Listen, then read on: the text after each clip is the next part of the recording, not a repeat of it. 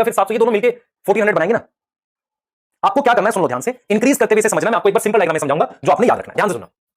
हमारे पास open DNA कितना होता है, खुला हुआ डीएनए 2 नैनोमीटर, ठीक है, वो ऐसे है मान लो। उसके बाद मैं उसको ऑक्टामर पे रैप किया, फिर उसने मान लो सोलिनॉइड बना दिया, और सोलिनॉइड बना के वो और ज्यादा ऐसे कंडेंस हो गया, और फाइनली उसने क्या बनाया, क्रोमोसोम बनाया, ऐसे क्रोमोसोम बनाया। तो ध्यान देना जो मैं पॉइंट्स बताने वाला हूं, दिस इज 2 नैनोमीटर, 30 नैनोमीटर, आपको समझ आ रहा है, सॉरी 10 नैनोमीटर, ठीक है। उसके बाद this is 30 nanometre, this is 400 and this is 1400। मैं इसको क्यों बोल रहा हूं 1400 और 700, वो देखो। मान लो मैंने ये क्रोमोसोम बना दिया, इससे ऐसे क्रोमोसोम बना दिया, ठीक है, ये दोनों मिलाकर 1400 है बेटा, 1400। अब मुझे एक चीज समझानी, क्लियर कट लाइंस ड्रॉ कर रहा हूं, वो देखो जरा, क्लियर कट लाइंस ड्रॉ कर रहा हूं बेटा, वो देखो ध्यान से सुनना। दिस इज 2 नैनोमीटर, तो ये मेरे पास, ध्यान से देखना बेटा, मैं बिल्कुल क्लियर कट लाइन ड्रॉ कर रहा हूं। ये जो है दिस इज ओपन डीएनए, और यहां तक क्रोमैटिन कहलाता है। आप समझो ध्यान से, ये मेरे पास एम फेज में दिखेगा, this one is visible in which phase, this is visible in M phase, M phase में दिखेगा। और इसे कौन सा क्रोमोसोम कहेंगे, मेटाफेजिक क्रोमोसोम। और ये कौन सा होगा, most condense.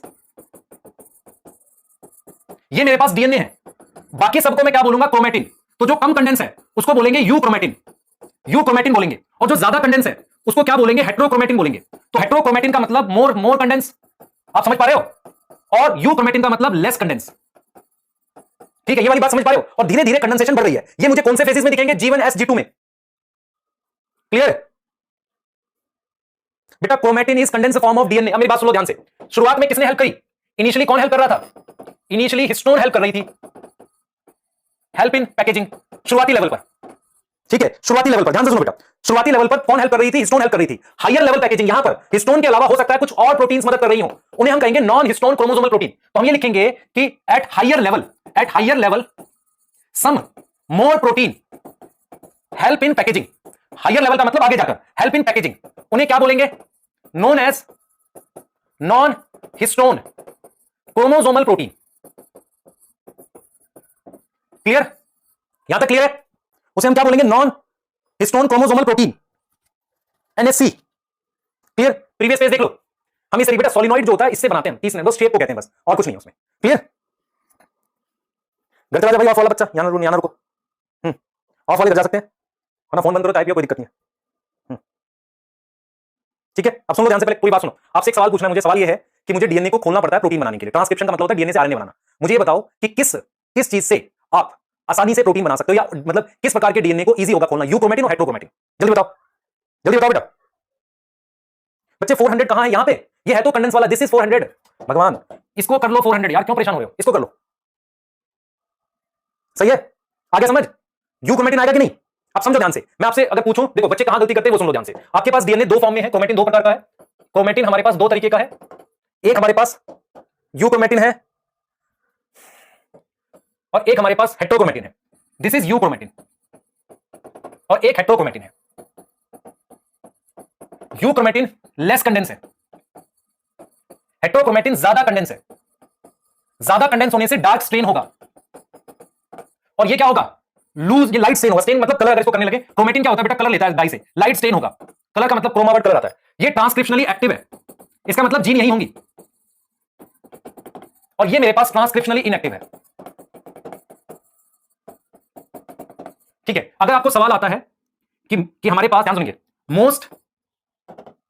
Most transcriptionally inactive is A euchromatin, B heterochromatin, C DNA and D chromosome. बताओ भाई, जल्दी बताओ, जल्दी बताओ, बी वाले मार खाओगे, सवाल पूरा ना पढ़ने वाले मार खाओगे में से, जल्दी बताओ। ये वो बच्चे हैं सावधानी हटी दुर्घटना घटी वाले, जो एग्जाम खत्म होने के बाद आके कहते हैं सर आता तो सारा था लेकिन कर नहीं पाए, क्योंकि हमने सवाल ध्यान से नहीं पढ़ा, जल्दबाजी में खराब हो गया। शाबाश, दी आएगा। Chromosome is the most condense form, chromosome में डीएनए सबसे ज्यादा कंडेंस होता है, और क्रोमोसोम में डीएनए मैक्सिमम सारा ही हेट्रोक्रोमैटिन हो जाता है एक तरीके से। क्लियर है, डी आएगा भाई, डी आएगा।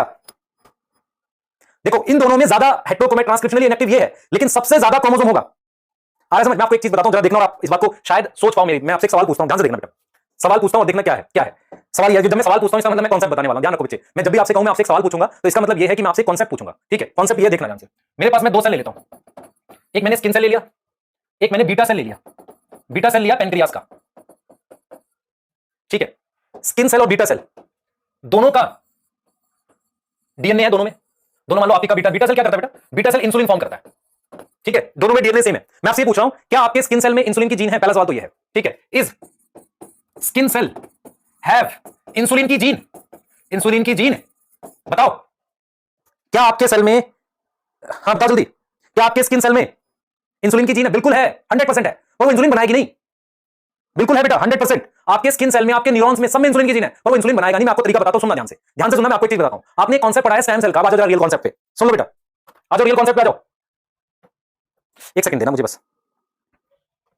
अब रियल कॉन्सेप्ट पे आ जाओ। आपने क्या पढ़ा है बेटा? आपने स्टेम सेल पढ़े हैं। स्टेम सेल क्या होते हैं? स्टेम सेल एक खास तरह के सेल होते हैं जिनके अंदर सभी प्रकार की जीन एक्टिव होती है। मैं रिपीट कर रहा हूं, स्टेम सेल वो सेल होते हैं जिनके अंदर सभी प्रकार की जीन एक्टिव होती है, उन्हें हम स्टेम सेल कहते हैं। समझ आ रहा है? स्टेम सेल में सभी प्रकार की जीन एक्टिव होती है। मैं आपको ये कह रहा हूं कि मान लो मेरे पास ये स्किन सेल है, इसमें इंसुलिन की जीन तो है, लेकिन उसे हमने इनएक्टिव किया हुआ है। अब ये इनएक्टिव होने का क्या मतलब है? हो सकता है जिस जगह पर इंसुलिन की जीन हो उसे हमने हेट्रोक्रोमेटाइज कर दिया हो। What is meaning of heterochromatize? हमने कन्वर्ट कर दिया उसको हेट्रोक्रोमेटिन में, तो वो रीजन कभी खुलेगा ही नहीं, तो इसका मतलब उससे कभी इंसुलिन बनेगी ही नहीं। मतलब मैं आपको ये कह रहा हूं कि जैसे जो स्टेम सेल होता है उसके सारा जीन काम का होता है, सारा जीन यू क्रोमेटिन रीजन में होता है, लेकिन हम क्या करते हैं जब सेल्स को परमानेंट बनाते हैं, जिसे हम कहते हैं डिफरेंशिएशन ऑफ सेल करते हैं, तो काफी सारे ऐसे रीजन होते हैं जिनका हमें काम नहीं है, उसे हम परमानेंटली क्या कर देंगे? परमानेंटली बंद कर देंगे, जिसे हम कहेंगे हेट्रोक्रोमेटिन में कन्वर्ट कर दिया। अब वो कभी भी वो प्रोटीन नहीं बनाएंगे। इसका मीनिंग ये हुआ कि आपके स्किन सेल में इंसुलिन की जीन तो है, पर वो इंसुलिन क्यों नहीं बनाएगी? Because it get converted into which region? It get converted into heterochromatin region. ये दिमाग है, ये कॉन्सेप्ट है। क्लियर है? बताओ बेटा, आए समझ? जल्दी बताओ, समझ पा रहे हो? इस तरीके से भी हम बहुत सारी जीन्स को इनएक्टिव करते हैं। क्लियर है? समझ आया? बोलो बेटा जल्दी से। मैं आपको ये कह रहा हूं, मेरी बात सुनना ध्यान से। मैं आपको एक एग्जांपल बताता हूं। देखो, स्टेम सेल वो होता है जिसकी सारी जीन एक्टिव है, सारी जीन काम कर सकती है, वो स्टेम सेल होता है। उससे बॉडी का कोई भी सेल बना सकते हैं। कुछ सेल्स में जब उन्हें परमानेंट बनाते हैं तो कुछ रीजन को हेट्रोक्रोमेटिन में बदल देते हैं। अब उससे हम सारी क्या नहीं बना सकते? सारी प्रोटीन नहीं बना सकते। क्लियर है? ये चीज समझ आ गई बेटा? क्लियर? आ गया समझ? अरे समझ आ गया मैंने क्या बोला? स्टेम सेल बेटे खास तरह के सेल होते हैं, उससे बॉडी का कोई भी सेल बना सकते हैं। लेकिन मैं आपको ये समझाना चाह रहा हूं, हमारी बॉडी के हर एक सेल में इंसुलिन की जीन है। हमारी बॉडी में सभी प्रकार की जीन होती हैं, पर बहुत सारी जीन जिसकी जरूरत नहीं है उनको उस पर्टिकुलर सेल में हेट्रोक्रोमेटिन में कन्वर्ट कर देते हैं। ये एक तरीका होता है सेल को परमानेंट बनाने का। क्लियर?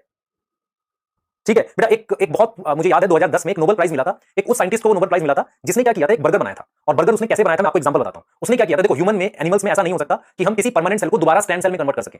स्टेम सेल को दोबारा, मतलब परमानेंट सेल को, जैसे हमारा स्किन सेल है, उसे दोबारा स्टेम सेल नहीं बना सकते। स्टेम सेल वो खास तरह का सेल होता है जो बॉडी के सारे सेल बना सकता है। तो बर्गर बनाने पे कैसे नोबेल प्राइज मिला, सुनना मेरी बात ध्यान से। हमारे पास प्लांट में ऐसी एबिलिटी होती है कि हम प्लांट के किसी सेल से, जैसे मेरे स्टेम होती है ना, उससे पूरा प्लांट बना सकते हैं। एनिमल में ऐसा नहीं होता। एनिमल के परमानेंट सेल को आप पूरी तरीके से स्टेम सेल में कन्वर्ट नहीं कर सकते। उस पर्सन ने क्या किया, एनिमल के मसल सेल को स्टेम सेल में कन्वर्ट कर दिया। जब उसने, साइंटिस्ट ने किया, स्टेम सेल में कन्वर्ट किया, उससे उसने पूरी मसल बना दी। अब उस मसल से उसने बर्गर बनाया। अब उसने कॉन्सेप्ट ही खत्म कर दिया वेज और नॉन वेज का। खुद से सोचना, अगर किसी मसल सेल से, सोचो, दिमाग लगाओ, किसी सिंगल सेल से आप पूरी मसल बना दो और उससे आप एक नॉन वेज बर्गर बना दो, पर उसके लिए मैंने कोई एनिमल किलिंग तो करी नहीं। मैंने किसी एनिमल का एक सेल लेकर उससे पूरा स्टेम सेल बनाया और स्टेम सेल से पूरे खूब सारे सेल वाला मसल बना दिया। तो वो तो बेटा उसमें मिलियंस ऑफ डॉलर लगे थे, लेकिन वो कॉस्ट बर्गर की नहीं थी। वो इस बात की कॉस्ट थी कि हम एनिमल सेल को दोबारा स्टेम सेल में कन्वर्ट कर पाए। ये नहीं होता है बेटा। हमारे पास ह्यूमन में बहुत सारी ऐसी डिसऑर्डर है जिन्हें जेनेटिक डिसऑर्डर कहते हैं। उन्हें क्योर करने के लिए हमें स्टेम सेल की जरूरत होती है, लेकिन वो मिलते नहीं है। इसलिए उन्हें नोबेल दिया क्योंकि उन्होंने स्टेम सेल बना दिया परमानेंट सेल से। कुछ समझ आया?